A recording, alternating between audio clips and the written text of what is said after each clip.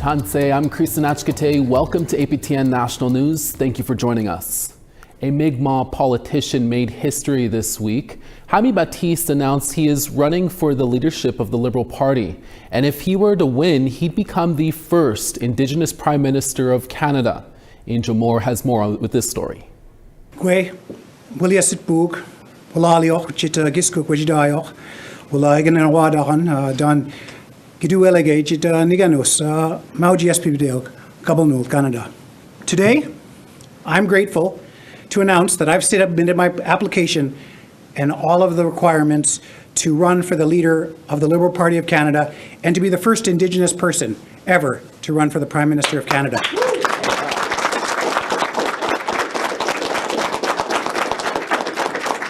Jaime Battiste beat a deadline on Thursday as he submitted the required 300 registered Liberal signatures along with a $50,000 deposit. With the support of Mi'kmaq and Wolastoq leaders from the Atlantic region, Chief Leroy Denny of the Eskasoni First Nation hosted the event. He says Battiste has the experience to lead the country.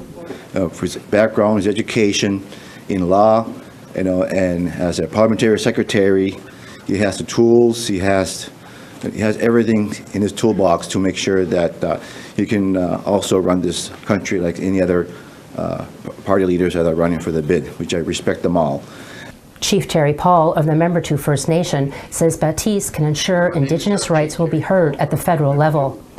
We have certain rights here, and of course, Jaime has the mind of working with the whole country, which is fantastic, and that should be, running for Prime Minister. But my support comes from our need to have our rights recognized by the federal government. Battiste is from the Eskasoni First Nation, and it's not the first time he's made history. He is the first Mi'kmaq elected to Parliament in 2019, representing a federal riding in Cape Breton. Battiste says if elected Prime Minister, he will work to ensure key legislations will move forward.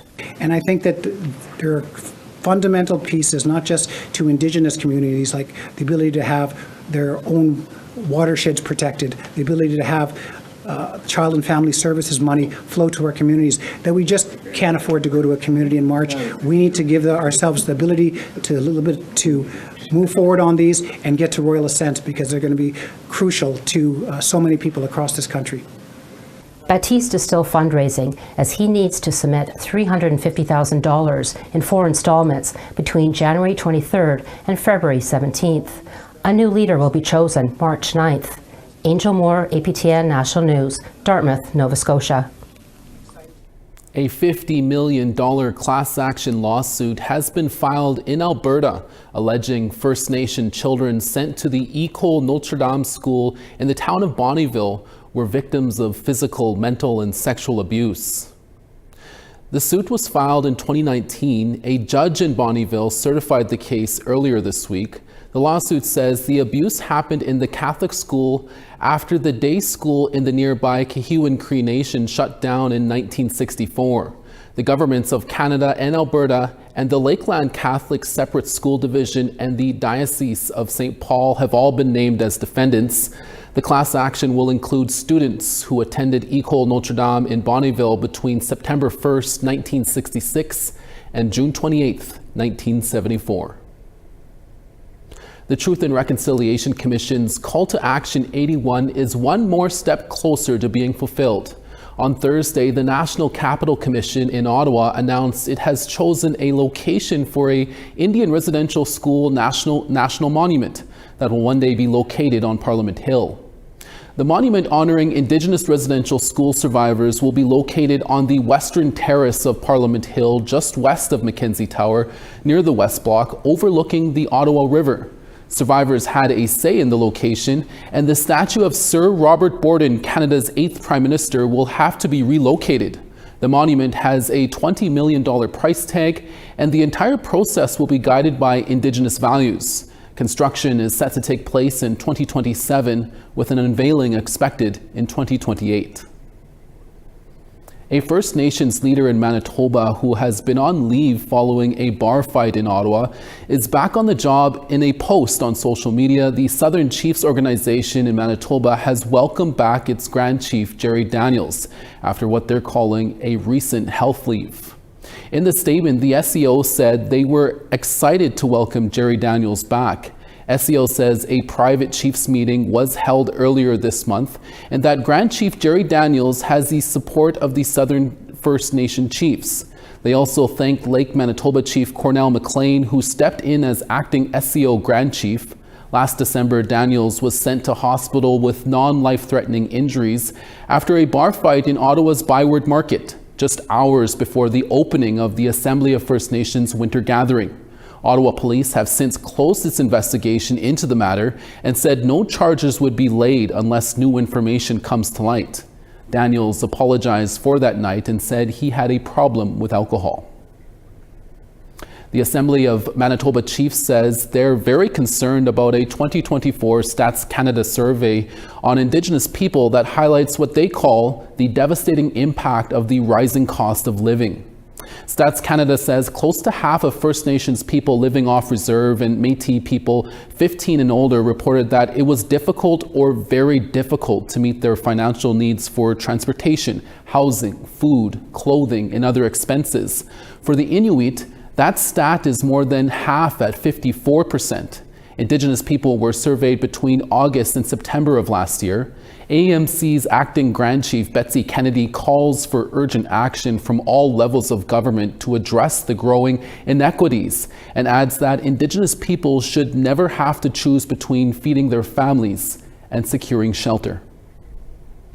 U.S. President Donald Trump wasted no time this week in confirming his plan to implement a 25% tariff on Canadian and Mexican trade goods. APTN's Tina House has reaction from British Columbia.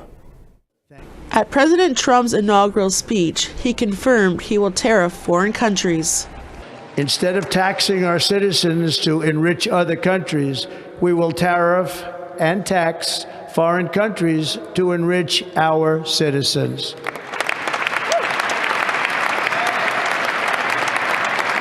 For this purpose, we are establishing the External Revenue Service to collect all tariffs, duties, and revenues. It will be massive amounts of money pouring into our treasury. Reaction was swift even before the Trump inauguration. Our country is under direct threat by the President-elect of the United States. It is a declaration of economic war, in my opinion. Werner Antweiler is a professor of economics at the Sauder School of Business at the University of British Columbia. He explains what these tariffs mean. It would be a very, very difficult situation for the Canadian economy if these tariffs go ahead, because not only would we see the tariffs in the U.S., but we would also need to respond with retaliatory measures, which also will hurt our Canadian economy. But in that situation, there will be significant pain all across, but not only here in Canada, because tariffs are paid for by the U.S. consumers and U.S. businesses that are importing Canadian intermediate goods.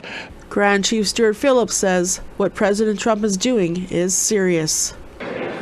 These are very, very real threats, and are going to have a devastating impact on our economy and, quite frankly, our way of life. Trump has absolutely no respect for the rule of law or, common decency with respect to the rights and interests of all people, particularly Indigenous peoples. Professor Antweiler says Trump's plan to launch an external revenue service could hit some serious roadblocks.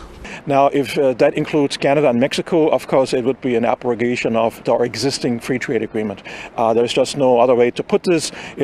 He's ripping up an agreement he has signed himself, which is raising the question, how good is his word to anything? Premier Eby says leaders from across Canada have discussed strategies to combat the threat of these tariffs. The world, these tariffs are proposed not just against Canada, but against countries around the world. We will partner with those countries and work with them to respond and also to deepen our relationships with them. We have trade relationships, strong trade relationships across the Pacific with many different countries, and this is an opportunity for us to deepen and strengthen those relationships and reduce our dependence on the United States. We have a lot of allies that will be part of this battle. It's going to be epic in proportion, but I think at the end of the day it'll be defining. Financial forecasters say Canada will lose billions of dollars and hundreds of thousands of jobs from the tariffs. President Trump has announced that these tariffs will begin on February the 1st, 2025. Tina House, APTN National News, Vancouver. We're always looking for your feedback or story ideas. Here's how you can continue the conversation with us. If you have a story you want to share, send us an email to news@aptn.ca. And to read and watch our stories, you can go to www.aptnnews.ca. You can also find us online on your favorite social media sites, including TikTok, YouTube, LinkedIn, and X. Follow APTN News to join the conversation and see our latest stories. A documentary on residential schools has just received an Oscar nod. We'll tell you more when we come back.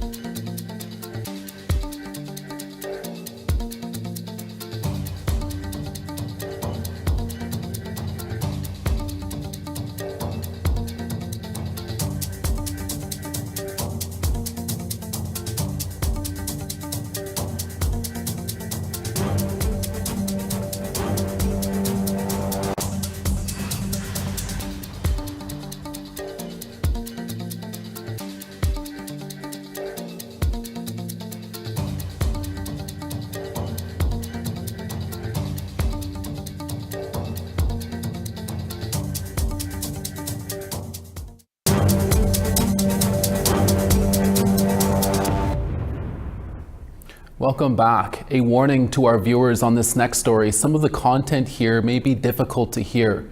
Imagine being in pain so severe you can't even hold your newborn, and your concerns are dismissed by healthcare professionals as overreacting.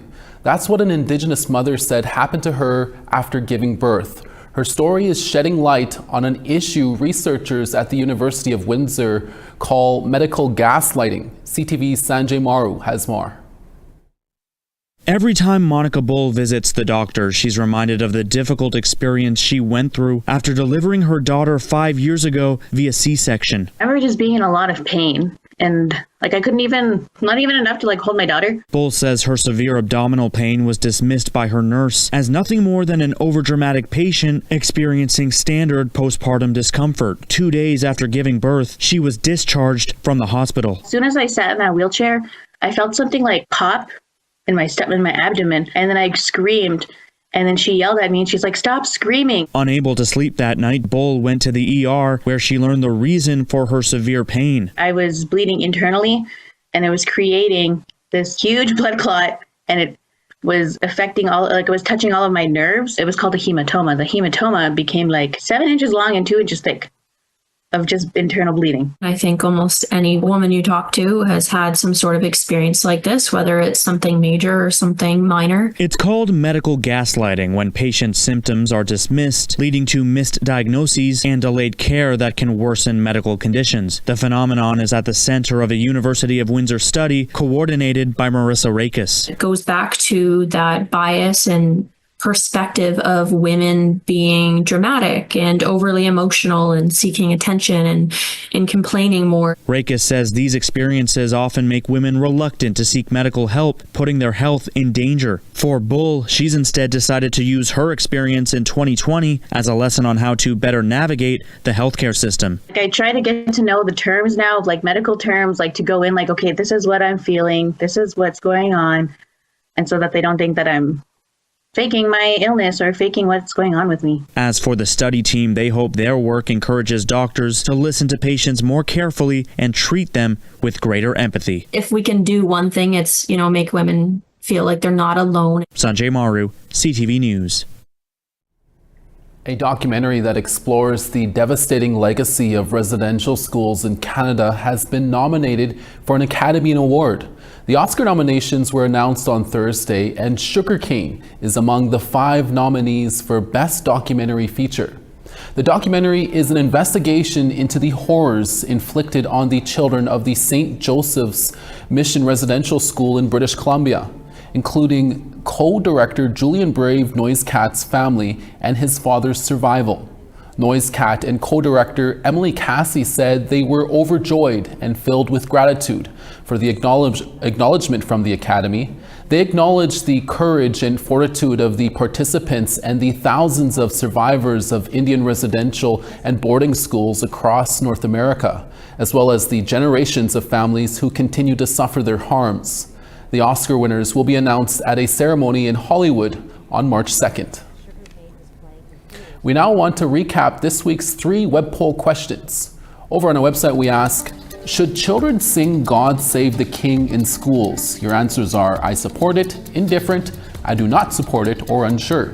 Our second web question we ask is, would tightening the Canada-US border negatively impact Indigenous communities? Your choices are yes, no, or unsure. And our third question, are you concerned about US tariffs on Canada's economy? You can choose very concerned, somewhat concerned, not concerned, or unsure. Head over to our website at www.aptnnews.ca to have your say. Our reporter Sarah Bettens joins us in studio next to talk about our new APTN InFocus podcast. We're back in less than 3 minutes. Stay with us.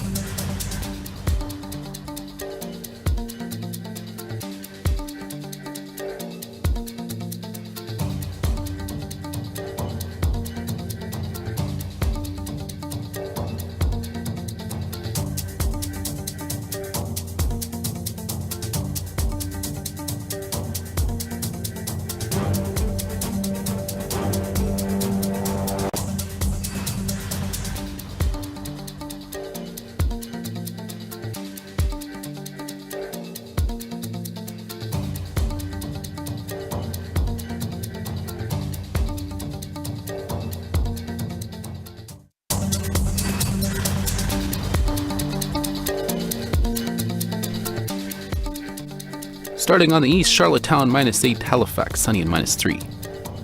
The Grand River -17, Nain -14. Gaspé -8, St. Jovite -13. Ottawa -12, Sarnia -7. Big Trout Lake -18, Wawa -15. -13 in Churchill, Thompson -9. Dauphin -2, Barons River -9. Estevan -4, Saskatoon partly cloudy and -5. Stony Rapids at -14, Buffalo Narrows sunny and -8. -2 in Grand Prairie, Fort McMurray 1. -3 in Red Deer, 0 in Edmonton. 0 in Penticton, Kamloops 2. 3 in Fort Nelson, Smithers -1. 2 in Old Crow, Watson Lake -11.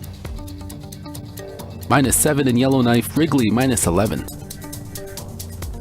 Inuvik 2, Pawlatuck -3. Cambridge Bay -31, Baker Lake -28. And Arctic Bay 27, -27, Agulik -27 as well. APTN InFocus is back, now in podcast form. Over the years, APTN InFocus gave an extended look into stories that needed to be put in focus by panelists and special guests who joined our host in studio. Now, our Winnipeg reporter, Sierra Bettins, will be changing hats and hosting that podcast that will bring you an extended look into stories that are making waves across Turtle Island. Here's a preview of the first episode and our interview with Sierra Bettins. I'm Sierra Bettins. Welcome to APTN News in Focus.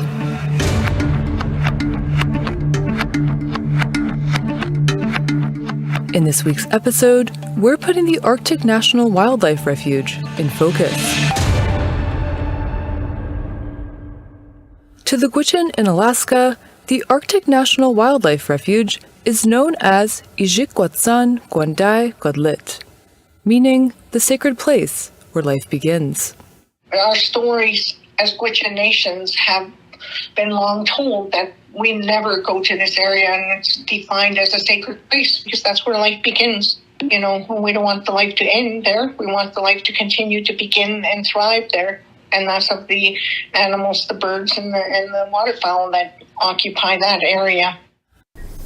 Sierra, thanks so much for joining us in studio. My first question is, can you tell us the idea about bringing APTN InFocus and turning it into a podcast? Yeah, so some of our viewers might remember the name InFocus from our long-standing TV program. So now the idea is we're reviving it as a podcast. And so it's really, keeping the spirit of the original InFocus TV program and bringing in experts, bringing in reporters to give our viewers a bit more of an in-depth look at the stories that we've been sharing in the newscast.